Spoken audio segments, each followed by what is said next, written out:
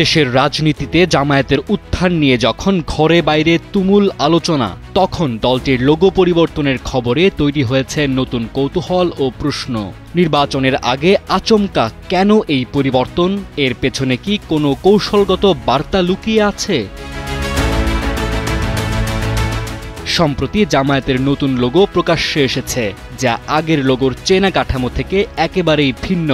জামায়াতের লোগোতে এতদিন দেখা যেত আরবি ভাষায় আল্লাহ শব্দের আকৃতির ওপর দলীয় প্রতীক দাড়িপাল্লা, নিচে আরবি ভাষায় লেখা আক্কিমুদ্দিন।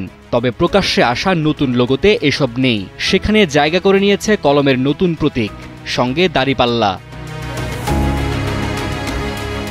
২৮ সেপ্টেম্বর রাজধানীর বসুন্ধরায় জামায়াতের আমির ডাক্তার শফিকুর রহমানের কার্যালয়ে সৌজন্য সাক্ষাতে যান ঢাকায় নিযুক্ত স্পেনের রাষ্ট্রদূত গ্যাব্রিয়েল সিস্তিয়াগা ওচোয়া দে চিনচেত্র।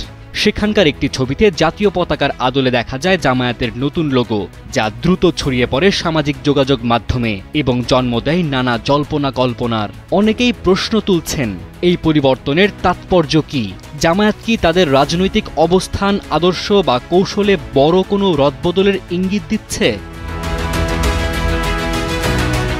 যদিও এ বিষয়ে এখনও আনুষ্ঠানিকভাবে কিছু জানায়নি দলটি, তবে জামায়াতে ইসলামের কেন্দ্রীয় নির্বাহী পরিষদের সদস্য ও কেন্দ্রীয় সহকারী সেক্রেটারি জেনারেল মাওলানা আব্দুল হালিম গণমাধ্যমকে নিশ্চিত করেছেন দলটির লোগো পরিবর্তন করা হচ্ছে। তার ভাষ্য, আমিরের নির্দেশে বিভিন্ন লোগো ডিজাইন করা হয়েছে, তবে এখনও চূড়ান্ত সিদ্ধান্ত নেওয়া হয়নি।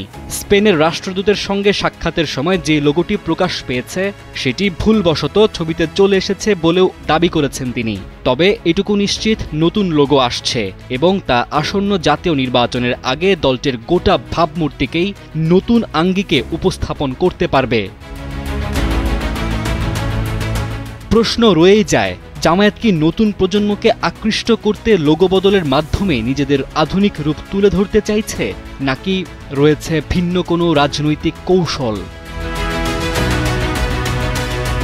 ডেস্ক রিপোর্ট, সময়ের আলো।